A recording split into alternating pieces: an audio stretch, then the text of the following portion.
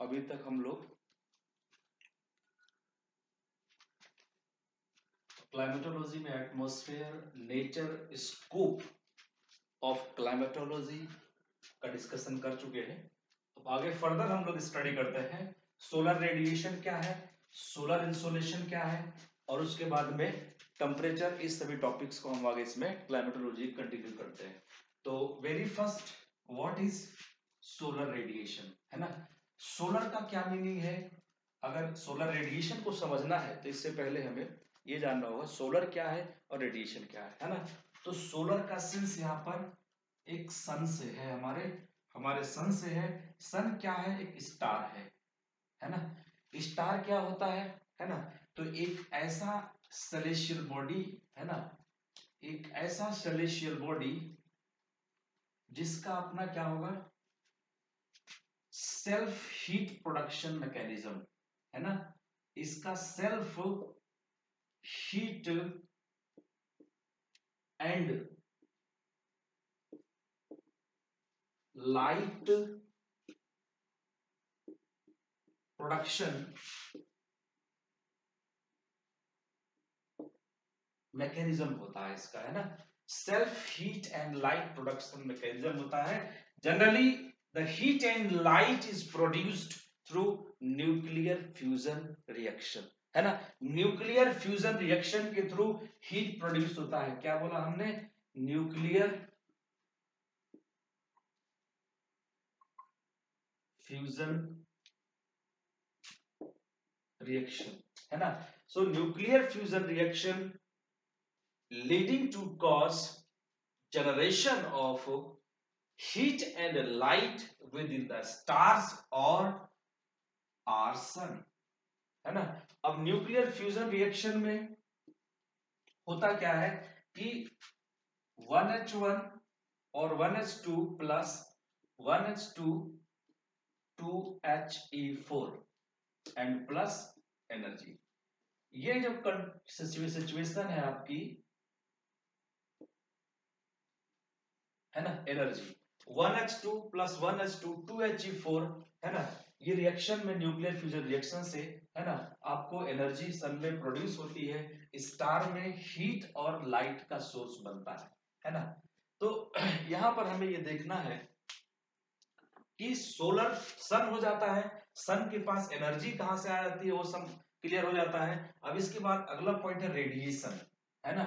Radiation क्या है? If heat travels in form of waves, right? If heat travels in form of, if heat energy travel in form of waves, especially electromagnetic waves, then it is called radiation, है ना। if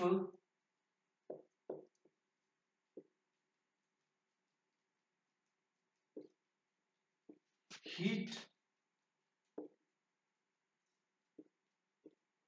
travels in form of waves, if heat travels in form of waves emitted by any body, then it is called radiation. तब हम उसको radiation कहते हैं। किसी भी object से, किसी भी बॉडी से जो हीट प्रोड्यूस हो रही है, अगर वो हीट, है ना, वेव्स की फॉर्म में ट्रेवल करके दूसरे प्लेस पर जाती है, उसके लिए किसी मीडियम का रिक्वायरमेंट नहीं होता। मीडियम मतलब इधर सॉलिड, लिक्विड और गैसियस, है ना। सॉलिड, लिक्विड या गैसियस मीडियम का रिक्वायरमेंट नहीं है ना। बिना किसी मीडियम के अगर हीट ट्रेवल करके वेव्स की फॉर्म में जाती है तो उसको हम क्या कहते हैं? रेडिएशन कहते हैं, है ना। तो सोलर रेडिएशन क्या है? heat energy emitted by sun, heat energy emitted by sun travels in various parts of the solar system, that is called solar radiation, है ना। that is called solar radiation. Almost the part of solar radiation travel in form of in form of visible raise, है ना, visible raise की form में, है ना, generally short wave सन से radiation निकलता है, जो सन से रेडिएशन रिलीज होता है इसको हम लोग शॉर्ट वेव रेडिएशन भी कहते हैं, इलेक्ट्रोमैग्नेटिक रेडिएशन भी कहते हैं, इलेक्ट्रोमैग्नेटिक रेडिएशन भी कहते हैं, short wave radiation, electromagnetic radiation और सोलर रेडिएशन, है ना। और सोलर रेडिएशन ये मैकेनिज्म होता है सोलर रेडिएशन का, है ना। सन से जो आपको एनर्जी आती है that is called solar radiation, चाहे वो अर्थ के पास आ रहा है या मार्स के पास या किसी भी अदर सेलेस्टियल बॉडी के पास पहुंचता है, हम उसको कहते हैं सोलर रेडिएशन। इसके बाद सेकेंड पॉइंट आता है सोलर रेडिएशन के बाद में सोलर इंसोलेशन, है ना। सोलर इंसोलेशन क्या है, थोड़ा सा उसमें हमें ध्यान से समझना होगा। सपोज करिए ये सन है, राइट, और यहां पर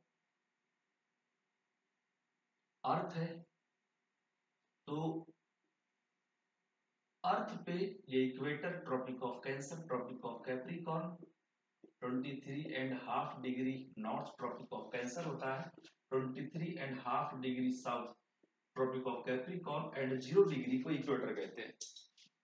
यहां से सनलाइट अर्थ पर डिफरेंट डिफरेंट एंगल्स में पहुंचता है, क्योंकि अर्थ का जो सरफेस है, अर्थ का जो शेप है वो स्फेरिकल है ना। Because of spherical shape of the earth, sun rays reaches to earth surface with different angles from equator towards pole, है ना। तो इक्वेटर से पोल की तरफ डिफरेंट डिफरेंट एंगल से यहां से एनर्जी पहुंचती है सन के अर्थ के सरफेस पर, और इसकी वजह से अर्थ के सरफेस पर इक्वेटर से पोल तक, है ना, इक्वेटर से पोल तक अर्थ के सरफेस पे जो सनलाइट पहुंच रही है उसका एनर्जी का जो लेवल है या इफेक्ट ऑफ सोलर एनर्जी, है ना, वो वेरी करता है, effect of solar energy very करता है। तो जो ये वेरिएशन यहां से यहां तक रिकॉर्ड हो रहा है that is a kind of solar, that is a kind of solar, है ना, इंसोलेशन। अब इस सोलर इंसोलेशन को अगर हम लोग अगर और मैथमेटिकली समझना चाहते हैं तो सोलर एनर्जी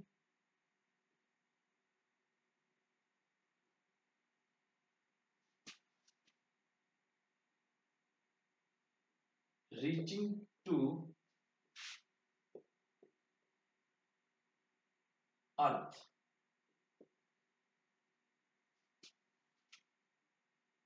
in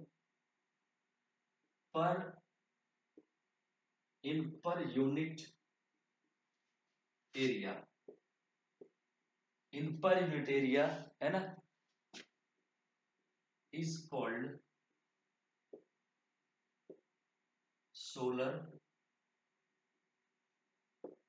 इंसुलेशन। क्या कहते हैं उसको, हम सोलर इंसुलेशन कहते हैं, ठीक है। तो सोलर इंसुलेशन क्या है, whatever the energy coming from sun to earth surface measured in form of watt or joule in per meter square, that is called solar insolation। तो सोलर इंसोलेशन को वाट पर मीटर स्क्वायर या joule पर metre square में represent किया था। तो जो ये यूनिट आपको यहाँ पर दिखाई दे रही है ना, सोलर इंसोलेशन का, उसी से क्लियर हो जाता है कि सोलर इंसोलेशन का सेंस क्या निकल के आ रहा है। पर यूनिट मीटर स्क्वायर का मतलब पर स्क्वायर मीटर में 1 मीटर लंबाई और चौड़ाई में, या पर यूनिट एरिया कह सकते हैं, है ना। पर यूनिट एरिया में जितना वाट एनर्जी पहुंचेगा, है ना, जितना जूल एनर्जी पहुंचेगा, जितना कैलोरी एनर्जी पहुंचेगा, जितना अमाउंट ऑफ हीट एनर्जी पहुंचता है, उसको हम लोग क्या कहते हैं, सोलर इंसोलेशन कहते हैं। तो solar insolation for earth responsible for directly heating the atmosphere as well as the heating of the surface of earth, है ना। अर्थ सरफेस की हीटिंग के से रिलेट करता है, साथ में अर्थ सरफेस के टेम्परेचर को बढ़ाने के लिए मेंटेन करने में उसका रोल होता है। इसके बाद में अगर हम बात करें सोलर इंसोलेशन का और अप्लाइड पार्ट क्या होगा, तो इक्वेटर से pole, from equator towards pole, right, from equator towards pole from equator towards pole, amount of solar insolation reduces. That is because of especially spherical shape of earth. Spherical shape of earth responsible for reducing the amount of solar insolation from equator towards pole, है ना. Equator से पोल की तरफ हम जाते हैं तो solar insolation घटता है. मतलब पर मीटर स्क्वायर में जितनी एनर्जी सन से पहुंच रही है वो अमाउंट रिड्यूस होता है, जिसको हम लोग क्या कहते हैं कि सोलर इंसोलेशन का वैल्यू घट रहा है ना. सोलर इंसोलेशन का वैल्यू घटने के लिए फिर मैं बताता हूं सोलर इंसोलेशन क्या है.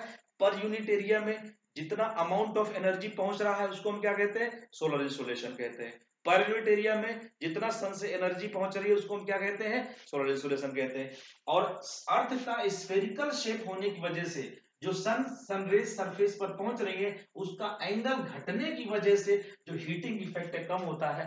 पर यूनिट एरिया में amount of solar energy reduce होती है, इसलिए सोलर इंसोलेशन भी क्या होगा, घटेगा. तो यहाँ पर एक ग्राफ बनाया जा सकता है. We can draw a graph here, है ना. कैसे कैसे ड्रॉ कर सकते हैं कि सोलर इंसोलेशन 0 डिग्री से 90 डिग्री मतलब इक्वेटर से पोल की तरफ क्या होगा, घटेगा.